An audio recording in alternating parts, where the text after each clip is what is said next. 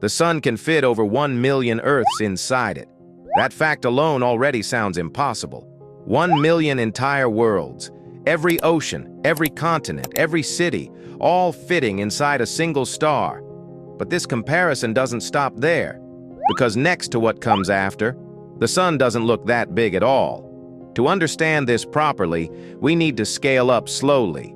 No jumps, no shortcuts, just size comparisons, one layer at a time, until your intuition completely breaks.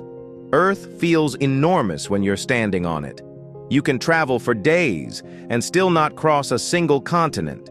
Earth is about 12,700 kilometers wide. That number already feels large. But now, place Earth next to the sun. The sun's diameter is 109 times wider than Earth. That means you could line up 100 Earths side by side and still not span the full width of the sun. Its volume is even harder to imagine. Over 1.3 million Earths could fit inside the sun. 1 million planets inside a single star. If Earth were the size of a grape, the sun would be a massive glowing sphere about 2 meters wide. Standing next to it, Earth wouldn't feel like a planet anymore. It would feel insignificant. And yet this star feels dominant to us. It controls every orbit, every planet, every comet. More than 99% of all the mass in our solar system belongs to the sun. Everything else is just along for the ride. But here's the part most people miss. In the universe, the sun is not considered large. It's considered average. When astronomers study stars across the galaxy, they find that most stars are similar in size to the sun or significantly larger. The sun feels enormous not because it's special, but because it's close. Distance creates importance, not size. Now let's carefully scale up. Meet Arcturus, a giant star. Arcturus is about 25 times wider than our sun. That doesn't sound dramatic at first, but when you calculate volume, the difference explodes. Over 15,000 suns could fit inside Arcturus. If the sun were a basketball, Arcturus would be the size of a small house. At this scale, the sun no longer dominates the scene.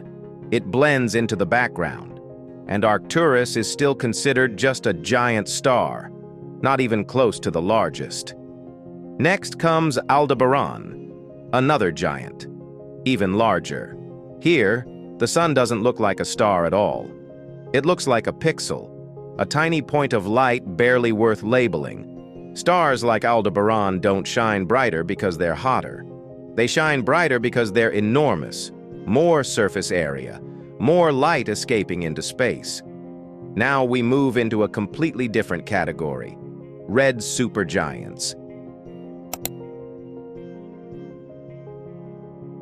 Meet Betelgeuse, a star so large that size comparisons start to feel unreal.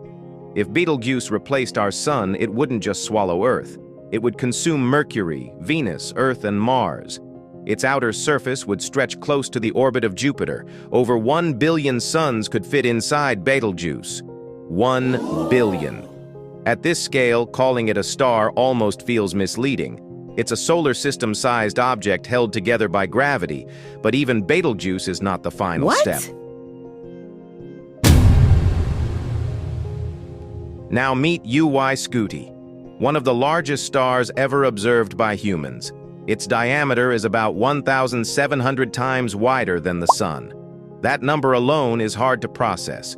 If Earth were the size of a grain of sand, UY Scuti would be a mountain, a single star.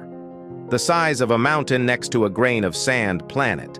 Light itself struggles at this scale. Light would take more than 7 hours just to travel around UY Scuti's surface. 7 hours to go around one star. And yes, the sun fits inside it hundreds of millions of times. Not once, not twice, hundreds of millions. Here's where the universe starts pushing back. Stars this large are unstable by nature. They burn fuel violently. They expand rapidly. They barely hold themselves together.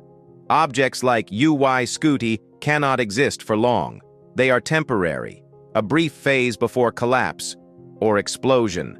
When we observe stars this massive, we're catching them in a rare moment before they disappear forever. Now let's reset the scale one final time. Earth, then the sun, then giant stars, then supergiants. Each step makes the previous one feel insignificant. And yet, from Earth, the sun is still everything. It defines our days, our seasons, our existence, not because it's the biggest star, but because it's ours. So yes, the sun can fit over 1 million Earths inside it. But in the universe's size ladder, that fact is only the beginning. And this comparison, it still isn't finished. If you want more mind-blowing facts like this, subscribe to Brain Drop.